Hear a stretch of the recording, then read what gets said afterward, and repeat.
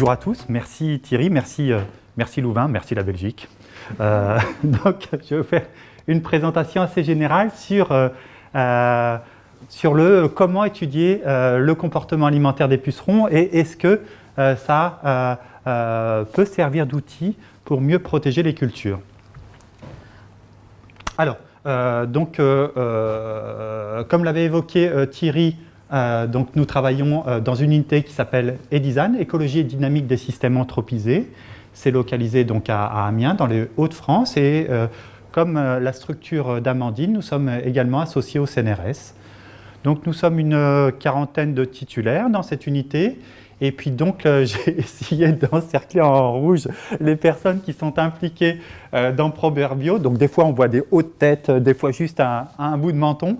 Mais donc j'ai listé en rouge les personnes qui sont impliquées notamment dans ce projet. Donc là, dans cette salle, il y a Aude, Anas et Thomas, l'étudiant en thèse. Et donc il y a également 3 autres personnes impliquées dans ce projet. Donc le laboratoire d'écologie dynamique des systèmes anthropisés, on a bien en tête qu'on travaille sur les agrosystèmes, donc les agrosystèmes qui peuvent être liés aux grandes cultures, mais aussi liés à l'arboriculture. Et donc, résultat, on travaille beaucoup sur les pratiques qui permettent d'accéder à une écologie durable au sein de ces environnements. Et puis, il y a aussi une autre dimension qui est liée à cette unité, c'est la dimension des invasions biologiques et en quoi les invasions biologiques vont impacter les agrosystèmes. Donc, ce qui nous intéresse ici, moi, dans mon cas, on va parler un peu plus du puceron. Donc, Amandine a parlé de la plante, du pommier. Là, on va faire l'autre versant, c'est-à-dire le ravageur. Les pucerons qui, comme vous le savez, impactent beaucoup les cultures. Parfois, on ne sait pas exactement en quoi ça impacte les cultures. Bien sûr, ce qui vient à l'esprit, il provoque des dégâts directs en pullulant. Donc ici, vous avez l'exemple justement de Disaphis plantaginea, le puceron cendré du pommier. Et puis, il y a d'autres pucerons qui, de par la masse de dégâts qu'ils provoquent au niveau des plantes, vont les faire flétrir. Et puis, dans un contexte agronomique, on va avoir une perte de rendement.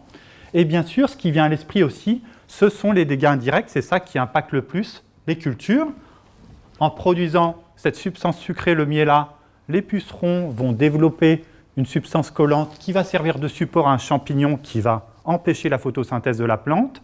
Et puis l'autre aspect aussi qui est extrêmement dommageable aux cultures, c'est que les pucerons, de par leur système buccal, vont acquérir et transmettre des particules virales qui vont rendre les plantes malades. Donc, quels sont les pucerons qui sont peut-être les plus dommageables au niveau des vergers? Donc, on peut citer des pucerons qui provoquent des dégâts au niveau des feuilles, comme Disaphis plantaginea, et puis un autre aussi qui est un petit peu moins dommageable, qui s'appelle Aphis pommi. Et sur les vergers, on a aussi, donc, comme l'avait évoqué Amandine précédemment, Eriosoma, qui provoque des dégâts cette fois-ci au niveau de l'écorce. Donc là, c'était juste pour vous rappeler aussi que les pucerons appartiennent à un groupe de piqueurs-suceurs, que l'on qualifie d'émitaires. Et donc les groupes frères des pucerons peuvent être des aleurodes, vous savez, ces petites mouches blanches, des cochenilles, des psylles. Qu'est-ce qu'il y a d'autre? Ah oui, aussi, il y a les cicadelles qui sont une version miniature des cigales. Et puis enfin, un groupe un petit peu plus éloigné, il y a bien sûr les fameuses punaises. Donc l'originalité aussi dans l'alimentation de ce grand groupe, c'est que ce sont des piqueurs-suceurs.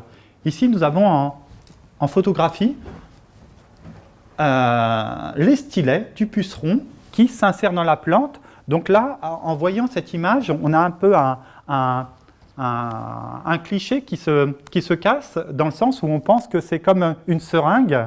Et en fait, non, les pucerons n'ont pas des stylets, des pièces buccales qui sont aussi robustes qu'un moustique. Ce n'est qu'une sorte de gaine dans laquelle on va avoir des éléments qui sont souples et qui vont pouvoir déambuler entre les cellules et atteindre la ressource nutritive de l'insecte qui est le phloème. Donc le phloème, hein, ce sont les vaisseaux. Les vaisseaux, c'est un exemple de vaisseau qu'on va retrouver dans une plante. Ici, j'ai préféré faire un scan d'un document de lycée en français, qui montre la composition de la sève brute, la sève qui est pompée au niveau de la plante. La sève brute contient, comment dirais-je, essentiellement de l'eau et des sels minéraux. Et à côté, on a la sève élaborée. Et que contient cette sève? Cette sève contient énormément de sucre. Ce sont surtout des sucres simples et bien sûr, des acides aminés, car le fait que le puceron pompe de la sève élaborée qui provient du phloème lui permet d'avoir accès non seulement à une ressource en sucre, mais aussi une ressource en acides aminés. Et justement, le fait que la ressource en acides aminés soit relativement faible oblige le puceron à pomper énormément de sève pour acquérir cette fameuse ressource en acides aminés. Et résultat, bien, il y a un excès en sucre. Et cet excès en sucre se traduit par justement cette production de miella qui des fois encrasse nos pare-brises. Donc ici, c'est une petite animation qui met en avant justement le comportement alimentaire du puceron, puisque c'est l'objet un petit peu de la présentation. Donc un puceron, lorsqu'il va arriver au niveau d'une plante, il va chercher à s'alimenter. Donc tout d'abord, il va utiliser des chémorécepteurs, des récepteurs au niveau de ses pièces buccales, pour justement évaluer son substrat, ici en l'occurrence l'épiderme, et ensuite les stylets vont pénétrer l'épiderme et arriver dans une couche qu'on appelle le mésopyle, et ces stylets vont déambuler dans l'espace intercellulaire en piquant certaines cellules qui permettent à l'insecte d'évaluer la qualité de la plante. Donc ce sont ces piqûres intracellulaires qui permettent au puceron de valider ou non l'appétence de la plante. Et donc, bien sûr, le but dans cette recherche, c'est d'accéder au vaisseau du phloème qui va bien sûr lui apporter la ressource nutritive essentielle, notamment en termes de sucre et d'acides aminés. Et là, je ne cache pas qu'à partir de ce moment-là, le puceron devient un petit peu feignant, étant donné que le phloème, c'est une sève qui est sous pression. Donc, résultat, il a juste à ouvrir un clapet au niveau de l'équivalent de l'intestin antérieur et la sève entre passivement dans son corps. Alors, pour étudier justement ce comportement alimentaire, on dispose d'un outil qui s'appelle l'électropénétrographie. Donc, ça paraît un petit peu bizarre, mais globalement, en quoi ça consiste? On va intégrer un puceron à un circuit électrique et grâce à ce circuit, lorsque ce dernier est fermé, cela va générer un signal qui va nous indiquer comment le puceron mange. Donc ça consiste en quoi? On a une plante, on a une électrode qui est placée dans un pot et une deuxième électrode qui est prolongée par un fil, et on voit en agrandissement l'extrémité, c'est une sorte de fil d'or qui va être accordé à un puceron via un système de glu qui est conductrice d'électricité. Et lorsque le puceron insère ses stylets, donc ici vous avez un schéma qui récapitule justement ce circuit, lorsque le puceron insère ses stylets, cela génère un signal qui traduit, quand c'est plat, la position extérieure des stylets par rapport à la plante. Lorsqu'il insère ses stylets, on va voir ces signaux-là. Donc là, le puceron insère ses stylets, comme je l'avais évoqué, dans le mésopyle, et les piqûres cellulaires que je vous avais évoquées se traduisent par ces types de signaux. Et donc ça, c'est très intéressant, car ce sont les signaux qui traduisent les tests d'évaluation de l'acceptation de la plante par le puceron. Et enfin, le but, la consécration, entre guillemets, c'est la prise de sève phloémienne qui se traduit par un signal qui est relativement plat, qui, quand il est agrandi, on voit des petits signaux vers le bas qui traduisent justement cette alimentation passive de sève brute, de sève élaborée. Quelque chose aussi que je n'ai pas évoqué aussi, c'est ce signal-là. Faut bien avoir en tête qu'un puceron, ça a besoin de s'hydrater, et quand il souhaite s'hydrater, quand il a un stress hydrique, il va prélever de la sève brute, et dans ce cas-là, la sève brute n'est pas mise sous pression, il va devoir activer des petits muscles pour justement pouvoir se réhydrater. Donc grâce à cet outil, on imagine bien qu'on va pouvoir, là j'essaie de faire aussi des passerelles par rapport aux projets proverbiaux, comparer des cultivars, des variétés de plantes, résistantes ou sensibles, et ainsi on a bien en tête que plus il mange, plus la variété est sensible, plus il met du temps à piquer, plus on va avoir des phénomènes de résistance qui s'opèrent au niveau de la plante. Et résultat, l'électropénétrographie est un outil extrêmement puissant qui permet d'évaluer les degrés de résistance entre les variétés de plantes de Malus domestica ou entre différentes espèces sauvages du genre Malus. Et grâce à cet outil, on va pouvoir évaluer des éléments qui sont relatifs à la résistance au niveau de l'épiderme. Plus le puceron met de temps à piquer, plus on aura des problèmes mécaniques qui vont s'opérer au niveau de l'épiderme. Plus les stylets vont se retrouver dans cet espace-là, plus on aura des résistances qui vont s'opérer au niveau du mésophile.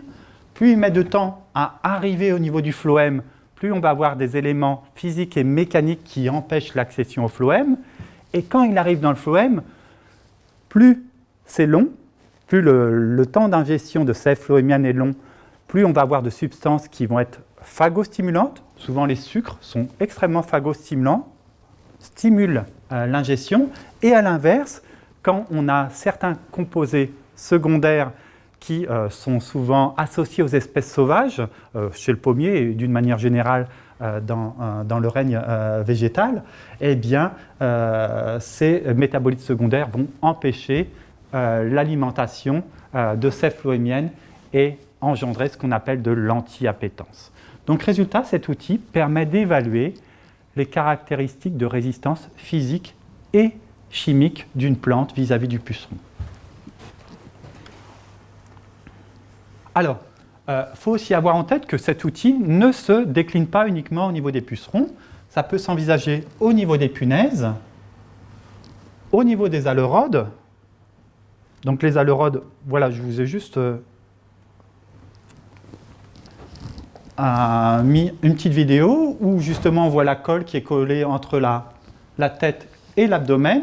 Et donc l'aleurode, cette petite mouche blanche, eh bien, cherche un site d'alimentation au niveau de la nervure centrale d'une feuille. Et lorsque cette aleurode, cette mouche blanche, pique la plante, cela génère un signal qui, dans un contexte d'analyse, va permettre de traduire, donc ici c'est le signal qui caractérise le percement de l'épiderme, et ensuite on va avoir quelque chose de beaucoup plus plat qui va traduire justement une alimentation de sève. Tac, tac, tac. Oui, quand c'est plus plat, c'est un peu accéléré. Quand c'est plus plat, ça correspond à de la prise de sève élaborée. Donc cet outil aussi s'adapte à des cicadelles qui peuvent transmettre totalement des maladies en viticulture. Et puis aussi, quelque chose aussi qui intéresse aussi le projet Proverbio, c'est que c'est une méthodologie qui s'adapte aussi aux psylles, notamment aux psylles du poirier. Donc on peut étudier le comportement alimentaire des psylles, notamment sur le modèle poirier dans le projet Proverbio.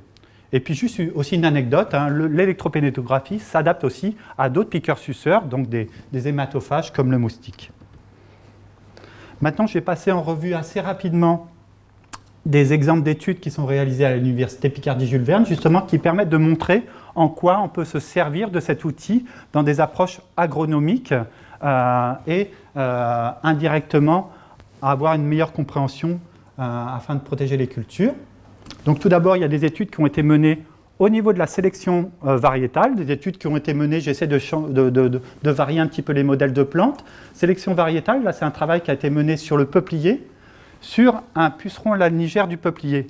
C'est juste aussi pour vous montrer que l'électropénétrographie, je vais juste passer après, je vais revenir, l'électropénétrographie peut non seulement s'étudier au niveau des feuilles, pour étudier la résistance des feuilles, c'est pour ça que je posais beaucoup de questions à Amandine là-dessus, mais aussi on peut étudier la résistance d'une écorce vis-à-vis d'un puceron. Donc résultat, la technique d'électropénétrographie ne s'applique pas uniquement à Disaphis, un mangeur de feuilles, un piqueur-suceur de feuilles, mais aussi peut s'appliquer à des insectes qui pullulent sur de l'écorce.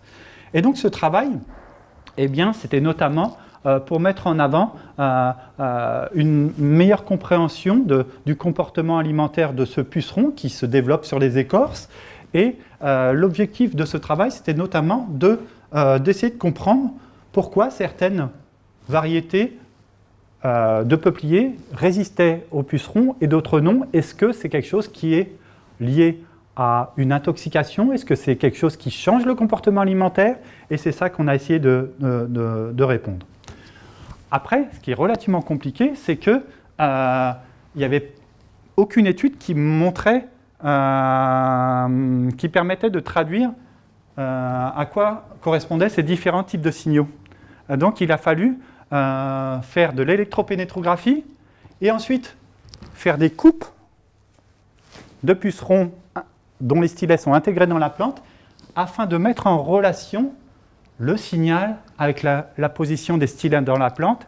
Et ça, justement, c'est au niveau de l'EPG classique sur des feuilles, c'est un travail qui a nécessité 20 ans pour pouvoir justement mettre en relation les signaux avec la position des stylets dans la plante. Et là, il a fallu faire ce travail qui, bien sûr, était moins conséquent. Hein. Mais en tout cas, ça, c'était quelque chose d'assez amusant de se retrouver avec des signaux sans savoir exactement à quoi ça correspondait. Il a fallu faire une recherche des stylets dans la plante afin de faire ce lien.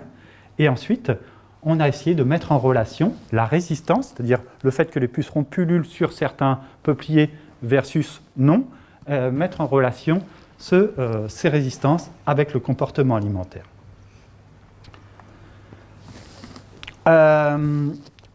Autre thématique aussi qu'on a réalisée, c'est quelque chose qui s'apparente à la biologie de l'invasion, c'est-à-dire que dans nos agrosystèmes, on est parfois amené à introduire de nouvelles plantes, mais on ne sait jamais quelles sont les conséquences que va apporter l'introduction de cette nouvelle plante au niveau des cortèges de ravageurs. Est-ce qu'en introduisant une nouvelle plante, ça va créer un nouveau réservoir à ravageurs, ou est-ce que ça va freiner les ravageurs existants dans les autres parcelles? Et ça, c'est le cas de Miscanthus. Miscanthus, qui est une plante qui est implantée un peu en Belgique, en France, puis plus généralement en Europe. Et vous savez, c'est cette plante qui a notamment des liens avec les biocombustibles et les biocarburants. Et donc, on s'est posé la question, en quoi est-ce que l'implantation de ce Miscanthus va avoir des conséquences dans les populations d'insectes. Une des premières questions, c'est déjà, Miscanthus, quand on l'héberge, quand on l'introduit en France, est-ce qu'il y a des pucerons qui vont graviter autour? Donc, est-ce qu'il y a des pucerons qui vont survoler la parcelle?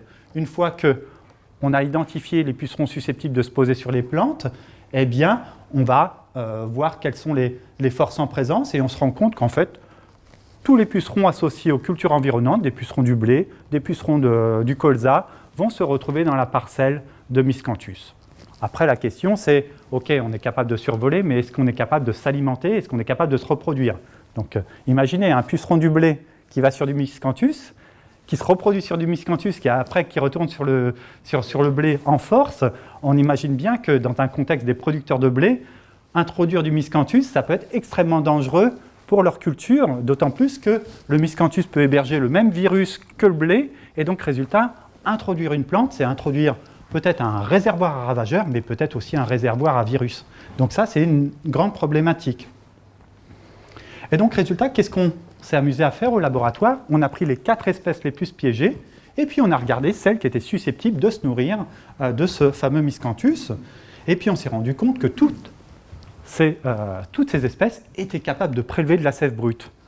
Bon, prélever de la sève brute, ça ne veut pas dire qu'on est capable de se reproduire. Mais prélever de la sève brute, ça veut dire je suis capable d'inoculer, d'acquérir des particules virales, notamment dans certaines catégories de virus. Et là, on a tout de suite un diagnostic de la dangerosité potentielle de ces espèces à travers ce Miscanthus qui peuvent éventuellement avoir des dommages sur des plantes à forte rentabilité économique en France comme le blé. Donc là, le comportement alimentaire permet de faire une sorte de diagnostic sur l'épidémiologie. Et après, on regarde les espèces qui sont capables de se reproduire. Et comme ce qui était attendu, seule l'espèce qui se reproduit bien sur le blé est capable de se reproduire sur le miscanthus. Donc toutes les espèces sont dangereuses dans un contexte de vection, et une seule peut se servir du miscanthus en tant que réservoir, et après, par effet boule de neige, peut réinfester le blé et le maïs. Donc comme je l'avais évoqué, une des thématiques qu'on aborde au laboratoire, c'est la dimension épidémiologique. Donc là, je vais vous parler d'un virus qui est un virus, le PVY de la pomme de terre. Et donc, je vais refaire exactement la même démarche. C'est une des questions qui se posait dans ce contexte-là, c'est le virus de la pomme de terre est transmis par des pucerons. Et la question qu'on s'est posée, comme c'est un virus qui peut être transmis juste avec des petites piqûres, est-ce que c'est que les pucerons qui sont associés à la pomme de terre, qui se reproduisent sur la pomme de terre, qui sont capables de véhiculer ce type de virus, ou est-ce que tous ceux qui gravitent en faisant des sauts de puce de plante en plante sont capables de véhiculer ce fameux virus? Donc on a fait un petit peu la même démarche que précédemment, c'est-à-dire qu'on a regardé les espèces qui sont capables de se déposer sur les parcelles. Et après, on a regardé justement leur comportement qui est lié à la vection. Le PVY appartient à une catégorie de virus qui s'appelle des virus non persistants qui sont transmis pendant ces fameuses piqûres d'essai. Lorsque le puceron pique sa plante pour la goûter, en fait aussi il fait une mini-injection, une mini-salivation et une mini-ingestion dans la cellule. Et ça, c'est lié aussi à l'acquisition et la transmission de particules virales. Donc c'est extrêmement intéressant des fois de faire juste un focus sur ces petits signaux qui sont indicateurs de la transmission de ce type de virus. Et pour une autre catégorie de virus, ça s'appelle les virus à transmission persistante, eh bien, ces derniers sont acquis pendant la phase d'alimentation phloémienne. Et donc, qu'est-ce qu'a fait Sébastien Bockel, l'étudiant? Il a pris chacune des espèces, il les a déposées sur une plante infectée, il a fait en sorte que le puceron exécute 5 à 6 piqûres d'essai, acquisition des particules virales, et ensuite il les a placées sur une plante saine afin d'évaluer la dangerosité de chacune de ces espèces dans leur capacité à transmettre les virus. Qu'est-ce qui apparaît dans cette étude? C'est que le puceron le plus abondant est celui qui transmet le plus, et paradoxalement, de manière peut-être assez anecdotique, eh bien, il y a des pucerons du blé, il y a des pucerons du colza qui peuvent transmettre ponctuellement ce type de maladie. Donc, la finalité, il ne faut pas uniquement faire un focus sur les pucerons qui se développent sur la pomme de terre pour essayer de régler des problèmes épidémiologiques dans une parcelle. Quelque chose aussi d'assez intéressant, c'est quelque chose d'un petit peu plus théorique, c'est cet étudiant aussi a regardé comment se comportait en électropénétrographie le comportement alimentaire d'un puceron face à une plante infectée. Donc face à une plante infectée, un puceron Mysus persicé, va beaucoup plus manger. Donc résultat, une plante qui est malade, qu'est-ce que ça induit au niveau de ce puceron? Ça induit le fait qu'il mange plus. Il mange beaucoup plus. Par contre, d'autres espèces, paf, son ingestion, vert c'est le témoin, jaune c'est la plante infectée, le puceron mange beaucoup moins.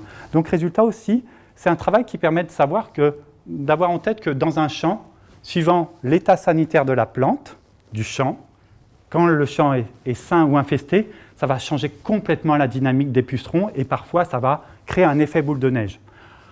Après, quelles sont les passerelles qui peuvent être envisagées au niveau du pommier? Bon, le pommier, il n'y a pas beaucoup de viroses. Par contre, on peut avoir en tête des expériences qui peuvent être menées, à savoir, il y a une pression extrêmement importante en pathogènes, en mildiou ou en tavelure. Et donc, résultat, est-ce qu'une plante infectée par la tavelure va augmenter les populations de pucerons ou diminuer ces populations, augmenter son comportement alimentaire? Donc, il commence à y avoir dans la littérature beaucoup de travaux qui, justement, se portent à quelles sont les conséquences d'un pathogène sur une plante, sur un autre ravageur. Et là, on pourra avoir éventuellement une réflexion sur cette histoire de champignons et ravageurs à travers le modèle qu'on a étudié sur les virus. Bien sûr, qu'est-ce qu'on fait aussi au laboratoire, c'est qu'on regarde quels sont les effets d'un traitement phytosanitaire sur le comportement alimentaire du puceron. Là, en l'occurrence, c'était toujours un modèle de virus. Donc pour protéger les cultures, souvent en lien avec les virus, on épand des huiles blanches et ce travail-là permettait de voir si les huiles blanches, de pétrole notamment, mais ça peut être aussi des huiles végétales à base de colza, empêchent le comportement alimentaire des pucerons. Donc ça, c'est un travail qui, justement, nous permettait de savoir, dans un contexte agricole aussi, comment le puceron se comporte sur un témoin, comment il se comporte sur une plante qui vient d'être traitée au bout d'une semaine, traitée au bout d'un jour, traitée au bout de 7 jours. Donc là, on va travailler aussi sur la rémanence d'un produit et comment ce produit peut perturber le comportement alimentaire. Donc là, par exemple, on peut aussi avoir en tête, est-ce qu'un traitement de type fongicide, parce que donc, le pommier, ça reçoit aussi des traitements, est-ce que ces traitements à base de fongicides peuvent impacter le comportement alimentaire des pucerons? Donc on voit bien que des fois, il ne faut pas rester dans l'histoire du puceron pour se rendre compte aussi des conséquences que ça peut avoir au niveau de la démographie, au niveau du comportement alimentaire. On se rend compte de plus en plus qu'un traitement fongicide peut avoir des conséquences sur le comportement du puceron et sa démographie, et des fois inversement proportionnel. Un traitement fongicide peut inversement améliorer les capacités de reproduction du puceron. Et là, en l'occurrence, c'était un travail qui permettait de voir que en fait, ce traitement tue le puceron, les huiles tuent les pucerons et les empêchent pas spécialement de diminuer les empêchent pas de manger et stimulent seulement leur prise d'oxylème, c'est-à-dire qu'ils sont juste stressés, c'est-à-dire qu'ils boivent beaucoup plus, mais ça ne les empêche pas de s'alimenter. Et enfin, un dernier exemple aussi, c'est l'effet des plants de campagne. J'en profite pour montrer à Marc Latteur, qui est lié à ce projet, qui est même promoteur de ce projet, de lui montrer les premiers résultats. C'est dans très peu de temps que tu auras la présentation plus longue. Donc c'est un projet Interreg, Zéro Phyto, dont l'objectif est de regarder si on peut protéger les cultures en s'affranchissant des pulvérisations. Et une alternative, justement, qui est envisagée, c'est les plantes associées, parce que l'association de plantes peut empêcher les pucerons de s'alimenter. Et là, l'idée qui nous est venue, dans un contexte à la fois de terrain, c'est-à-dire c'est de faire une association culturelle. Là, en l'occurrence, c'est du poivron associé avec du poireau, et de regarder en serre si justement cette association impacte la démographie du puceron. Et en laboratoire, qu'est-ce qu'on fait? Vous imaginez un petit peu ce qu'on va faire, à savoir, ce qu'on a fait, c'est qu'on a regardé le comportement du puceron sur du poivron avec un environnement désagréable, et on regarde si cet environnement désagréable empêche le puceron de s'alimenter. Et donc, qu'est-ce qu'on a obtenu? Donc ici, on a le duo plante associée, et ici, le poivron seul. Eh bien, temps avant E2, c'est le temps que le puceron met à arriver jusqu'au phloème. Quand il y a la plante associée, le puceron met beaucoup plus de temps à atteindre le phloème. Qu'est-ce qui se passe au niveau de l'alimentation de la sève? Eh bien, quand la plante est associée avec du poireau, paf, l'alimentation diminue. Et puis, qu'est-ce qui se passe au niveau de l'hydratation? Quand le puceron est stressé, il compense la perte d'alimentation de sève élaborée. Je suis stressé, je m'hydrate pour compenser cette absence de prise de sève élaborée. Et donc là aussi, par rapport au projet Proverbio, qu'est-ce qui peut venir en tête? C'est est-ce qu'il n'y a pas des moyens? Bien sûr, on a en tête un pommier, on ne va pas mettre un poireau avec. Dans un contexte de verticalité, on imagine bien que le poireau ne va pas impacter les pucerons du pommier. Mais par contre, si on utilise les produits qui sont répulsifs ou qui sont dérangeants, c'est-à-dire si on utilise des huiles essentielles de poireaux, on peut éventuellement avoir une réflexion sur des produits qui peuvent empêcher, perturber le comportement alimentaire des pucerons qui ravagent le pommier. Et puis il y a aussi d'autres thématiques qui peuvent être envisagées, c'est-à-dire qui sont en cours, c'est aussi injecter en très faible quantité des produits à base d'huile essentielle dans le pommier afin de perturber, donc là on est plus dans un contexte systémique, pour perturber le comportement alimentaire du puceron ou des psylles. Voici, c'est fini.